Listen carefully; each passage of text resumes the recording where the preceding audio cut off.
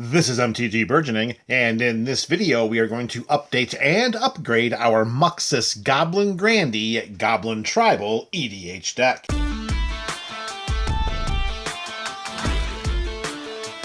Thank you for joining us for another installment of the Up and Up series. Today we are updating and upgrading Muxus Goblin Grandee. We have a few cards going in and a few cards coming out, but before we get to that, let me remind you that in the description of this video you will find links to this build's deck tech, the up to the second deck list, as well as Muxus's video primer series. 3 cards in, 3 cards out, and the first card going in is one that probably should have been there all along. I don't know how we missed out on including a copy of Battle Hymn. Here we have an instant for 1 and 1 red mana, and we add a red mana to our mana pool for each creature we control. It's usually a Gaia's Cradle that does something like that with green mana.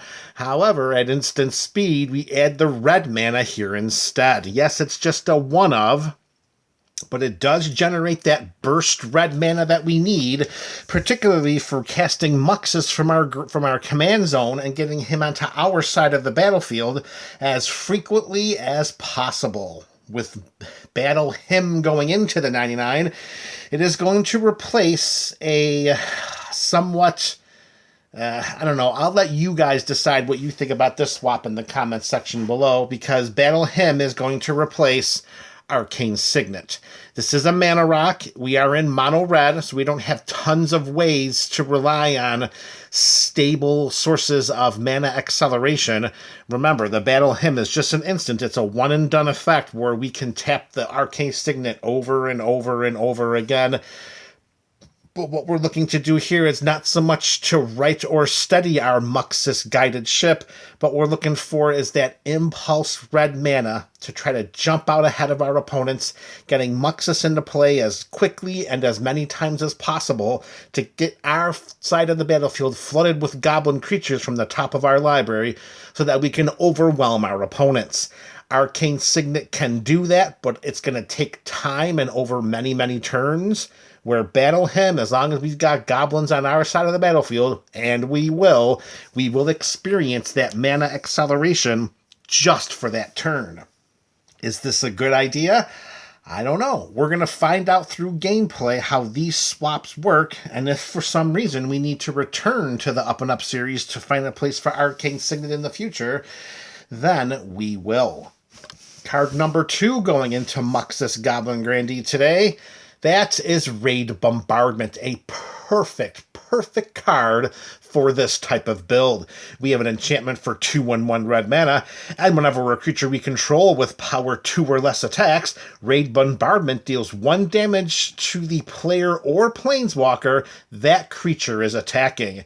So as long as we don't have too many goblin lords out there buffing the powers of our goblins, we should be able to do a lot of direct damage to our opponents and their controlled planeswalkers. We're gonna have a nice time getting those goblins into play, attacking with them, doing the direct damage, and Raid Bombardment is going to help us win the game that much more quickly. With Raid Bombardment going in, giving the deck another form of goblin-fueled direct damage, as we're trying to sculpt a build that's quicker and quicker each time we get an appearance on the Up and Up series. This enchantment is going to replace a card that, although powerful, is somewhat of a speed bump when we consider the type of deck that we've built here. Remember, we've got a commander that when it ETBs, we're getting creature cards from the top of our library right into play. We want to copy that effect. We want to mimic that effect. We want to get Muxus to come into our side of the battlefield as many times as possible so that we don't have to rely on casting too many goblins from our hands. Getting them for free off the top of our library is so much easier. And then, of course, when they're in play, Raid Bombardment will be one of the cards that helps us to win the game. It's going to replace Vanquisher's Banner. Now, this card, as stated, this is a powerful card. Gives our goblins an Anthem effect. It's a 5 generic mana investment, and whenever we cast a creature spell, which would be a goblin spell here in this instance, we get to draw a card.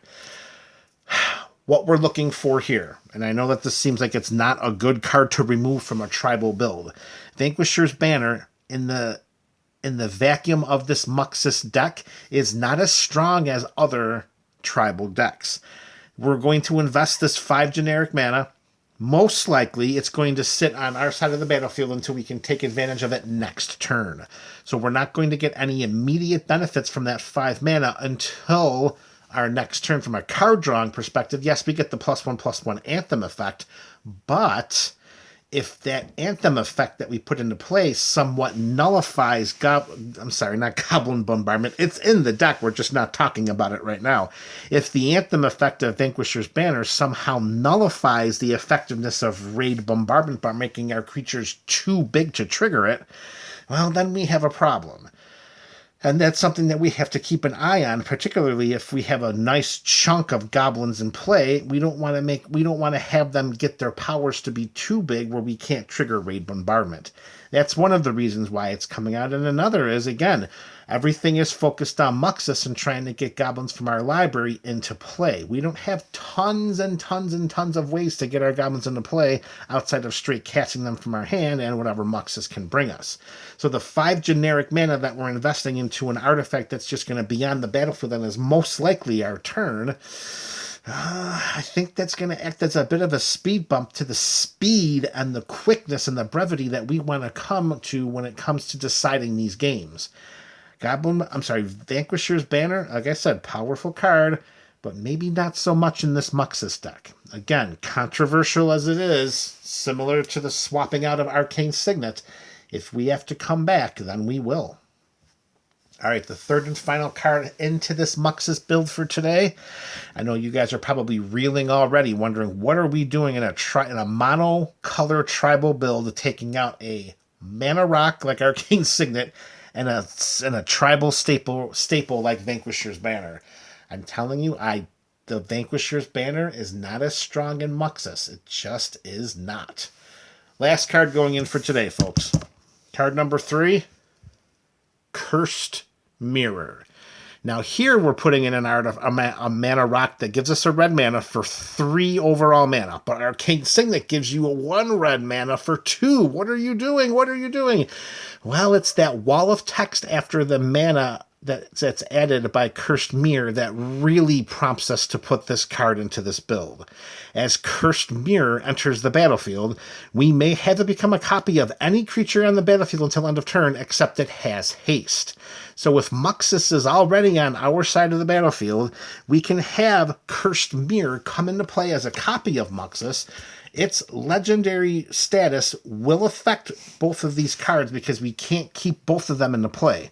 Either we're going to sacrifice Cursed Mirror because of the legend rule, or we're going to have to sacrifice Muxus because of the legend rule. However, even though we only get to keep 1, the enter the battlefield trigger of Cursed Mirror will trigger once we make that decision. So either way, we're going to get another Muxus ETB trigger when Cursed Mirror comes into play if we choose Muxus to be the creature that it becomes a copy of, until end of turn, of course. That's going to help in a lot of ways. Again, we want goblins in mass. We're trying to flood the board. We want burst goblin representation on our side of the battlefield, and Cursed Mirror coming into play as a copy of Muxus will help us do that. With Cursed Mirror going into the 99, it's going to replace Icon of Ancestry.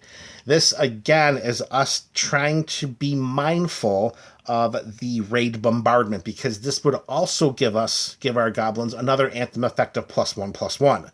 So if we had both Vanquisher's Banner and Icon of Ancestry on our side of the battlefield, our tokens, 1/1 token, our 1/1 goblin tokens, or any of our 1/1 goblins that are coming from our library, well, they're all going to be too big to trigger Raid Bombardment.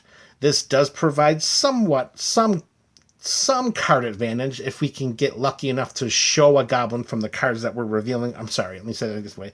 If we can look at the top 3 cards of our library and one of them is a goblin, yeah, we can put that into our hand.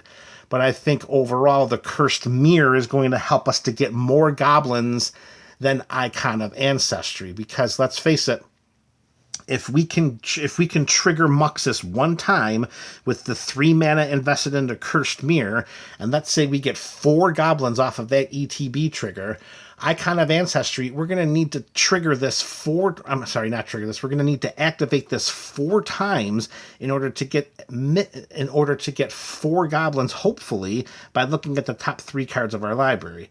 And each time we're doing that, we're spending 3 generic mana to do so. Slow. 12 overall mana to invest on 4 activations of Icon of Ancestry, plus a +1/+1 that the Anthem could hinder us if we have Raid Bombardment on our side of the battlefield too. Tough choices, tough iconic tribal cards that are coming out because we're trying to focus everything on what Muxus does here in this build. All right, there you have it, MTGBC. Some controversial, at least for some of the masses, I'm sure, some controversial changes here to this Muxus Goblin deck. You let me know your thoughts about these changes in the comment section below. This is MTG Burgeoning, your channel for all things Magic.